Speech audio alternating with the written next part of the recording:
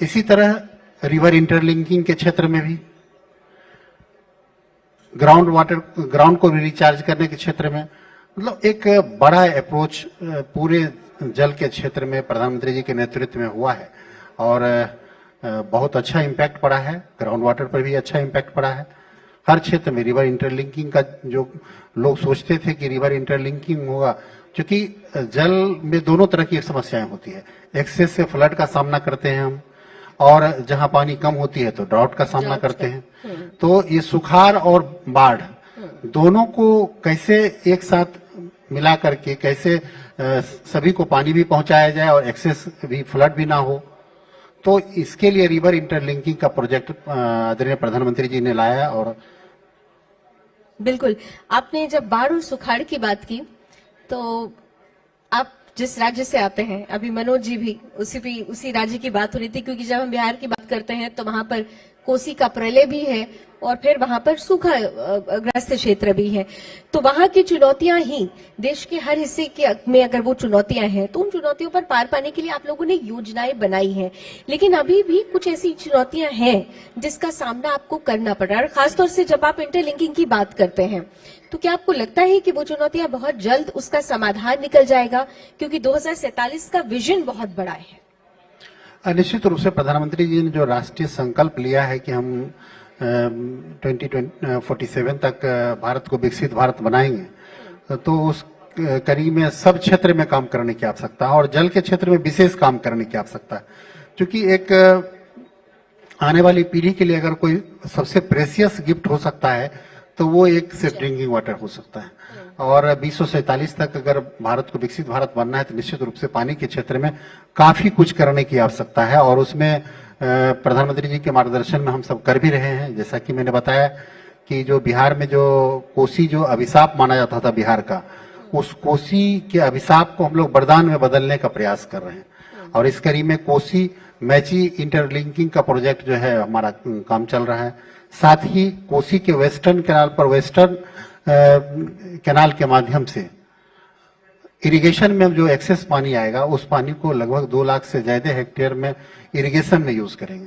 तो जो एक्सेस जिस पानी से त्रासदी आती थी, बाढ़ आती थी, उस पानी को हम डाइवर्ट करके इरिगेशन में यूज करेंगे और इससे वो वरदान में कन्वर्ट होगा।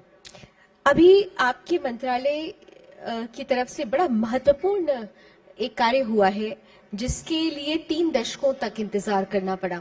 मैं राजस्थान और हरियाणा के बीच में जिस तरीके से पानी को लेकर एक संबंध स्थापित किया गया, मैं उसको विघटन नहीं कहूंगी, मैं उसको कहूंगी कि संबंध बनाया गया, वो अभी तक क्यों नहीं बन पा रहा था? एक तो ये वजह मैं जानना चाहती हूँ, और अब जो वो नया संबंध बना उसमें आपके मंत्रालय की क्या भूमिका रही? देखिए, आप सब जानते हैं कि प्रधानमंत्री जी ने इधर भी एक अपने संबोधन में कहा था कि पहले की सरकारें जो 30 साल 40 साल पहले फाउंडेशन स्टोन डाला और काम स्टार्ट ही नहीं हो पाता था। ये स्टेट और सेंटर का कोऑर्डिनेशन अच्छा नहीं था, स्टेट के बीच में आपस में संबंध अच्छे नहीं थे। तो इन जो वाटर डिस्प्यूट्स है, उन वाटर डिस्प्यूट को भी हम लोग एक बड़े लेवल पर प्रयास कर रहे हैं, सॉर्ट आउट करें, और इस कड़ी में हम लोग लगातार मीटिंग्स ले रहे हैं और संबंधित जो स्टेट्स के हेड हैं, सीएम हैं, उनके साथ हम लोग बैठकें करा रहे हैं और दोनों को तालमेल बैठा करके और प्रयास करते हैं सॉर्ट आउट हो, और लगभग बहुत सारे प्रॉब्लम सॉर्ट आउट हुए हैं। और प्रधानमंत्री जी ने कहा है कि आने वाले दिनों में जिसका फाउंडेशन स्टोन हम डालेंगे उसका उद्घाटन भी हम ही करेंगे। तो आप समझते हैं कि प्रधानमंत्री जी इन चीजों को कितनी बारीकी से देख रहे हैं, कितनी सीरियसली देख रहे हैं। आने वाले दिनों में निश्चित रूप से इसमें बड़ा काम होगा। जी, बड़ी महत्वपूर्ण बात आपने कही है। और सामने अब हम देख रहे हैं माननीय शहनवाज हुसैन साहब भी आ चुके हैं। नमस्कार सर, आपका भी स्वागत है। बड़ा महत्वपूर्ण सेशन चल रहा है, हम जल की बात कर रहे हैं और कहते भी हैं कि बिन पानी सब सून होता है, लेकिन यहाँ पर तो भाई आप लोगों ने डिसीजन ले लिया है कि कहीं और भी सूना करना है, और वो सूना नहीं बल्कि एक सबक होगा। मैं इंडस वाटर ट्रीटी की बात कर रही हूँ। अभी कुछ दिन पहले आपके मंत्रालय की तरफ से आपने भी, और सुबह के सेशन में माननीय केंद्रीय मंत्री सी.आर. पाटिल जी थे, आप दोनों का स्टेटमेंट मैंने सुना और वो स्टेटमेंट बड़ा स्ट्रांग स्टेटमेंट है। आप लोगों ने कहा कि 2028 तक पाकिस्तान को जाने वाला पानी बिल्कुल रोक दिया जाएगा और ये उनके लिए सबसे बड़ा सबक होगा। देश भी यही चाहता है। लेकिन ये जो 2028 की डेडलाइन दी गई है, क्या उसके पहले हम उस इंफ्रास्ट्रक्चर को खड़ा कर पाएंगे जिससे ये संभव हो पाएगा? क्योंकि हमारे लिए अभी वर्तमान में वो इंफ्रास्ट्रक्चर खड़ा करना सबसे महत्वपूर्ण जो चैलेंज है आप लोगों के लिए, कैसे करेंगे इसे?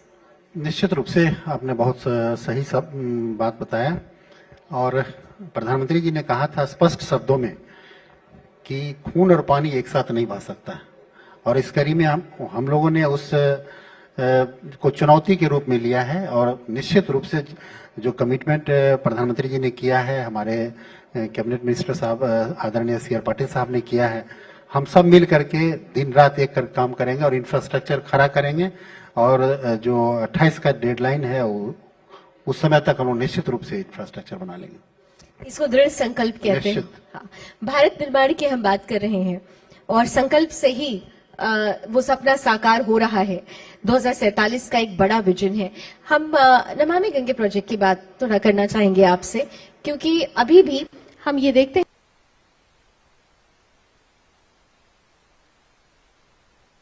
जो पूर्ण होना बाकी है और इसे लेकर गाहे बगाहे आक्रोश भी दिखता है, हिंदू समाज का हो या फिर हमारे साधु संतों का हो। तो क्यों देरी हो रही है इस चीज में, ये थोड़ा समझना जरूरी है। नहीं, देरी नहीं हो रही है। आपने देखा कि किस तरह से गंगा नदी के लिए स्पेशल नमामि गंगे मंत्रालय का एक पार्ट है और इतना इम्पोर्टेंस दिया गया, इतना और उसमें काम किया गया। जो गंगा के अलोंग जो भी शहर हैं, बड़े बड़े शहर, छोटे छोटे जो भी हैं, सब अपना डायरेक्टली जो सीवेज है वो नदी में डालते थे और प्रधानमंत्री जी के मार्गदर्शन में हम लोगों ने उन सीवेज को अब एसटीपी से ट्रीट कर करके तब पानी दी और इसका इम्पैक्ट इतना अच्छा पड़ा है कि गंगा की सफाई हुई है और जिसका प्रूफ है कि जो डॉल्फिन, जो क्रोकोडाइल्स, जो मछलियां कुछ जो विलुप्त हो गई थी वो फिर अपस्ट्रीम में आ रही हैं। तो ऐसे काफी परिवर्तन आए हैं जो इंडिकेट करता है कि गंगा की सफाई हुई है। जहां तक अविरलता का सवाल है, आने वाले दिनों में और भी काम हम लोग करेंगे तो गंगा निर्मल भी हुई है और अविरल भी बहेगी निश्चित रूप से। लेकिन गंगा किनारे अभी भी कुछ ऐसे कल कारखाने हैं जिनकी वजह से माँ गंगा को अभी भी कुछ समस्याएं हैं, तो उनके लिए सरकार क्या सोच रही है? क्योंकि प्रोजेक्ट्स को लेकर बहुत विवाद भी रहा है, तो ऐसे में सरकार क्या सोच रही है उसका रास्ता निकालने के लिए? कुछ स्टेट्स कोऑपरेट नहीं कर रहे थे, जैसे कि अभी बंगाल इससे पहले टीएमसी की सरकार थी और वहां एसटीपी के लिए जमीन ही नहीं दे रही थी। तो वैसे स्टेट्स में जहां कोऑपरेशन नहीं था, आज वहां स्थितियां बदली हैं, परिस्थितियां बदली हैं और हमारी सरकार ने उसको गंभीरता से लिया है। भारतीय जनता पार्टी की वहां सरकार है, गंभीरता से लिया और हमने अभी हाल में एक सप्ताह पहले मीटिंग किया है और अब सारे काम बहुत फास्ट मोड में हो रहा है। आने वाले दिनों में जहां जहां एसटीपी का काम रुका हुआ था उन सारे काम को हम लोग स्पीड अप करेंगे और जल्द ही वहां अब कोई भी शहर ऐसा नहीं होगा जहां गंदा पानी डायरेक्ट गंगा नदी में गिरे। तो इन चीजों को हम लोग सब ठीक कर लेंगे। हर घर नल योजना और पिछले साल मेरा लद्दाख जाना हुआ और वहां पर मैं एक ऐसे गांव गई जहां पर जब मैंने नल देखा तो वाकई वो चेहरे का जो सुकून था वो देखकर लगा कि हाँ, वाकई जो संकल्प लिया आप लोगों ने, जो वायदा किया है वो पूरा हो रहा है। लेकिन अभी इसमें पूर्णता नहीं आ पाई है। कब तक मान लें कि वो पूरा का पूरा प्रोजेक्ट पूरा हो जाएगा? शुरुआत हो चुकी है, इसमें कोई दो राय नहीं है। निश्चित रूप से देखिए, इस जेजेएम के माध्यम से बहुत बड़ा काम हुआ है। जैसा कि मैंने पहले बताया कि जब 2019 में प्रधानमंत्री जी ने इस योजना को, जेजेएम को लागू किया था, जल जीवन मिशन, तो मात्र 15 से 16% ग्रामीण घरों में safe drinking water through pipe, ये पाइप वाटर की व्यवस्था थी और आज मोर देन 85% ग्रामीण घरों में पाइप वाटर की व्यवस्था है। इसके लिए जहां जहां पर कहीं पर प्रॉब्लम आई है उसके लिए हम लोगों ने एक्सटेंशन भी दिया है प्रधानमंत्री जी ने और काफी बड़ा फंड दे करके 2028 तक हम लोग प्रयास कर रहे हैं कि उसको जल्द करें। जी मंत्री जी, वर्षा के जल का संचयन, प्रधानमंत्री जी अक्सर मन की बात में ये बात कहते हैं कि आने वाले समय में जो सबसे बड़ी चुनौती होगी वो जल की होगी, और ये दुनिया में भी इसकी चर्चा हो रही है कि जो अगला युद्ध होगा वो जल युद्ध होगा। तो ऐसे में वर्षा जल संचयन को लेकर प्रधानमंत्री जी हमेशा जोर देते हैं, तो आपका मंत्रालय इस दिशा में अभी किस तरीके से आगे बढ़ रहा है? क्योंकि ग्रामीण क्षेत्रों में तो वो सोच पनप चुकी है, वो बीज प्रस्फुटित हो चुका है, लेकिन शहरी क्षेत्रों में वो बीज अभी सिर्फ रखा है, उसको खाद पानी नहीं मिल पाया है। कैसे करेंगे इसे आप? देखिए, प्रधानमंत्री जी ने एक स्लोगन दिया, catch the rain where it falls when it falls, और इस कार्यक्रम के माध्यम से और इसको जन भागीदारी में कन्वर्ट किया और इसका इम्पैक्ट इतना पड़ा। एक स्लोगन उन्होंने और दिया कि चलो कर्म भूमि से मातृभूमि की ओर। आपको जानकर बेहद खुशी होगी कि लोग स्वतः आकर के, वो मंत्रालय का पैसा, गवर्नमेंट का पैसा नहीं है, लोगों ने अपना पैसा लगा करके अपने जो मातृभूमि, मान लीजिए कोई बड़ा इन्वेस्टर, बड़ा उद्योगपति हैं, दिल्ली में काम कर रहे हैं, लेकिन उनका घर बिहार के किसी एक गांव में है, तो वो स्वतः अपने गांव जाकर के जो वाटर बॉडीज नियर बाय में थे उनको रिजुविनेट करने का काम किया, नदियों को रिजुविनेट किया, पोन्ट्स को ठीक करने का काम किया, और इस तरह से लगभग देश में 1.8 लाख करोड़ रिचार्ज स्ट्रक्चर बने। तो इसका इम्पैक्ट इतना पड़ा है कि अब जो ग्राउंड वाटर हमारा डिप्लीट करता जा रहा था, बहुत नीचे चला गया था, अब वो फिर से बेहतर हो रहा है। जी, आपने बिल्कुल ठीक कहा कि ये जो प्रक्रिया शुरू हुई है वो धीरे धीरे, वो कहते भी हैं एक दिन में सब कुछ नहीं पाया जाता, लेकिन संकल्प दृढ़ हो तो सब मिल सकता है। लेकिन शहरी क्षेत्रों में खासतौर से जो हम लोग मेट्रोपॉलिटन सिटीज में रहते हैं, और ये आपने भी महसूस किया होगा कि जल उतना स्वच्छ नहीं मिल पाता। पीने के जल के लिए भी अभी अक्सर ऐसा हो रहा है कि हाई राइज में आप देखिए तो ज्यादातर कहेंगे कि भाई हम बाहर से पानी खरीदते हैं। तो एक वक्त था कि पानी खरीदना नहीं पड़ता था, क्योंकि हमारी परंपरा पोखरों की रही है, हमारी परंपरा बावड़ी की रही है, कुओं की रही है, लेकिन अब वो सब कुछ विलुप्त हो गया। क्या आपको लगता है कि इस समस्या का निवारण उसी सांस्कृतिक मूल्य में छिपा हुआ है और उसे पुनर्जागृत करने की जरूरत है? निश्चित रूप से ये बड़ा अहम सवाल है, और हम सबों को लगना होगा, ये जन भागीदारी से ही संभव हो पाएगा। सरकार योजना बनाती है, लेकिन जब तक कम्युनिटी का पार्टिसिपेशन नहीं होगा तब तक नहीं। और प्रधानमंत्री जी ने जो लोगों से आह्वान किया उससे काफी कुछ हुआ भी है, और भी कुछ करने की आवश्यकता है, हम सब मिल करके करेंगे। अभी आपने देखा कि किस तरह से बहुत सारे शहर में रेरा का अप्रूवल तभी मिलेगा जब वो रेन वाटर हार्वेस्टिंग का स्ट्रक्चर लगाएंगे। तो हम लोगों ने कुछ ऐसे नियम भी बनाए हैं जिसके बाद ही रेरा का अप्रूवल मिलेगा, और बहुत सारे रिचार्ज स्ट्रक्चर, रूफटॉप हार्वेस्टिंग से लेकर के बहुत सारी चीज ऐसे हम लोगों ने किया है, जिसके कारण कि शहर में भी अब पानी का जो ग्राउंड वाटर का जो लेवल है वो भी इम्प्रूव कर रहा है। बहुत बहुत धन्यवाद मंत्री जी। लेकिन चलते चलते, क्योंकि आप सुदर्शन के मंच पर हैं और करोड़ों दर्शक केवल इस वक्त आपको देश में ही नहीं बल्कि विश्व भर में देख रहे हैं, उनसे क्या अपील होगी आपकी तरफ से? देखिए, जल बहुत ही प्रेसियस है, और खास करके हम हिंदुस्तानियों के लिए ज्यादा, इसलिए कि हमारे देश में लगभग दुनिया का लगभग 16 से 18% पॉपुलेशन रहता है, और सेफ ड्रिंकिंग वाटर की बात करें, मीठे जल की बात करें, तो हमारे पास मात्र 4% है। तो ये जो डिस्पैरिटी है डिस्ट्रीब्यूशन में, 18% पॉपुलेशन और 4% पानी, तो हमारा दायित्व तो ज्यादा बढ़ जाता है पानी के क्षेत्र में। इसलिए पानी के इंपॉर्टेंस को समझे। जल है तो कल है, जल है तो जीवन है, और पानी एक एक बूंद बचाने की आवश्यकता है। हमारे देश का जो पॉपुलेशन है, एक एक गिलास पानी भी अगर वेस्ट होने से एक दिन में बचाते हैं तो 140 करोड़ गिलास पानी बचेगा एक दिन में। तो ये बहुत बड़ा प्रयास होना चाहिए कि हम जहां भी, एक सिंपल एग्जांपल लें कि आज लोग बोतल में पानी देते हैं, कहीं पार्टी में जाते हैं, लोग एक घूंट पीते हैं और बोतल छोड़कर चले जाते हैं। हम ऐसे लोगों से कहना चाहते हैं कि आप अगर कैप अनकैप कर दिया है तो आप उस बोतल को लेकर के चले जाइए, पानी को वेस्ट मत करिए, पानी को बचाइए। बहुत ही प्रेसियस है, और आने वाली पीढ़ी के लिए अगर कोई सबसे बड़ा गिफ्ट हो सकता है तो वो एक अच्छा सेफ ड्रिंकिंग वाटर हो सकता है। वाह, बहुत बड़ी बात आपने की। बहुत बहुत धन्यवाद माननीय मंत्री जी, हमारे साथ आप हमारे इस मंच पर आए। और जल ही जीवन है, ये जो मूल मंत्र है, जो हम बरसों से पढ़ते आए हैं, सुनते आए हैं, जीते आए हैं, लेकिन अब उसे आत्मा में उतारना होगा। बहुत बहुत धन्यवाद। बहुत बहुत धन्यवाद बहुत आपका भी। धन्यवाद। बहुत बहुत धन्यवाद मंत्री जी का। एक बार जोरदार तालियां हो जाए राजभूषण चौधरी जी के लिए। और लावनी मैम आपका भी बहुत बहुत धन्यवाद। और एक बार फिर से जोरदार तालियां हो जाए सर के लिए, आपने कीमती समय दिया और सुदर्शन न्यूज द्वारा आयोजित भारत निर्माण कॉन्क्लेव में आपने अपना कीमती समय दिया, आपने हिस्सा लिया।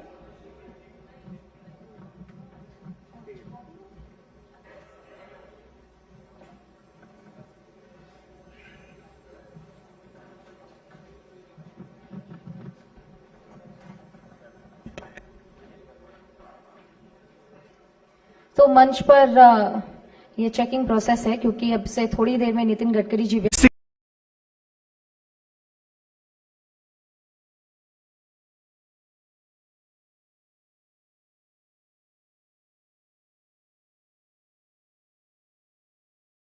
शिक्षा को नए पंख देने वाला स्कूल चलो अभियान बना बच्चों के लिए वरदान। यशस्वी प्रधानमंत्री श्री नरेंद्र मोदी जी के दूरदर्शी विजन तथा माननीय मुख्यमंत्री योगी आदित्यनाथ जी के कुशल नेतृत्व में आधुनिक सुविधाओं ने स्कूलों का कायाकल्प करके हर बच्चे को निपुण बनाने का संकल्प लिया है। मिड डे मील से बचपन को पोषण मिल रहा है तथा समग्र शिक्षा अभियान से भविष्य रोशन हो रहा है। शारदा कार्यक्रम ड्रॉप आउट बच्चों को हर दिन स्कूल आने के लिए प्रेरित कर रहा है और बाल वाटिका नन्हे मुन्नों को खेल खेल में स्कूल आना सिखा रहा है। 1 जुलाई से 15 जुलाई तक प्रदेश सरकार का स्कूल चलो अभियान, ताकि हर बच्चा शिक्षा से हो अभिसिंचित।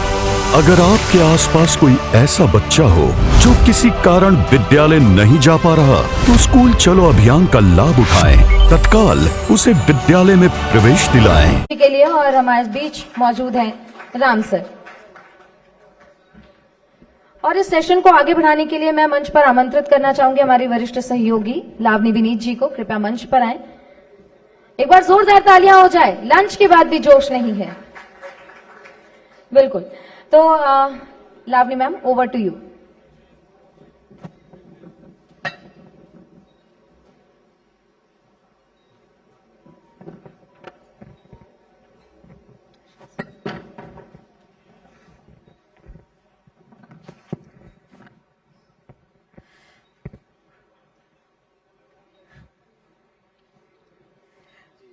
आपको देखती हूं तो एक भाव आता है, एक भाव राष्ट्रवाद का, एक भाव सांस्कृतिक मूल्य से जुड़ने का, एक भाव एकात्म का। क्योंकि ये एक बार नहीं अनेकों बार है जब सैयद शहनवाज हुसैन साहब हमारे मंच पर रहे हैं और उन्होंने एक ही बात कही है कि हम एक हैं, हमारा मूल एक है। आपको जब आपसे भारत निर्माण की बात होती है तो आपने आदरणीय अटल जी का दौर भी देखा और वर्तमान में माननीय मोदी जी का दौर भी देख रहे हैं। तब से लेकर आज तक की यात्रा भारत निर्माण की, कैसे आप इसको पुरोएंगे पंक्तियों में? देखिए, मैं भारतीय जनता पार्टी में बहुत दिनों से काम करता हूं। भारतीय जनता युवा मोर्चा में काम किया। जगत प्रकाश नड्डा जी जब युवा मोर्चा के अध्यक्ष थे तब मैं युवा मोर्चा में उनके साथ राष्ट्रीय कार्य समिति में था, और वो बीजेपी के भी राष्ट्रीय अध्यक्ष बने, उनके साथ भी काम किया। उमा भारती जी के नेतृत्व में राष्ट्रीय मंत्री रहा, फिर वहां से केंद्रीय मंत्री बना। तो हमने 1986 में भारतीय जनता पार्टी ज्वाइन की थी। आज 40 साल हो गए। बताने पे लोग उम्र जान जाते हैं, इसलिए कई बार लोग पूछते हैं कि आपका सफर कैसा है। 89 में मैं मध्य प्रदेश के बैतूल में घोड़ा डोंगरी विधानसभा का इंचार्ज था, मतलब पाढ़र में रहता था। आप समझिए, दूसरे प्रदेश में, मैं बिहार का हूं लेकिन मध्य प्रदेश में जाके मैं वहां काम कर रहा था पार्टी का। अभी भी काम करता हूं अटल जी के साथ। बचपन से उनको मैं मिला।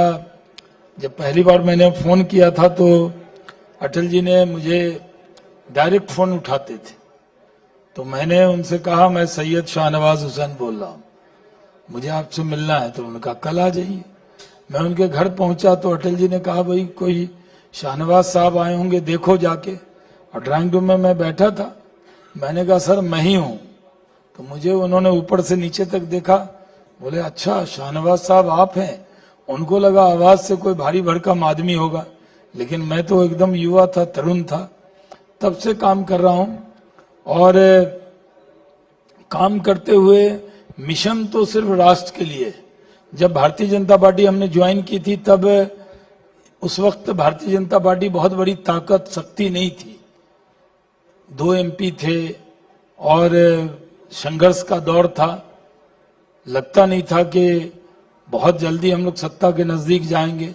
लेकिन मिशन क्या है कि जब इस देश का बंटवारा धर्म के नाम पर हुआ और पाकिस्तान और बांग्लादेश ने अपने आप को इस्लामिक राष्ट्र घोषित किया, लेकिन भारत ने उस वक्त अपने आप को हिंदू राष्ट्र घोषित नहीं किया।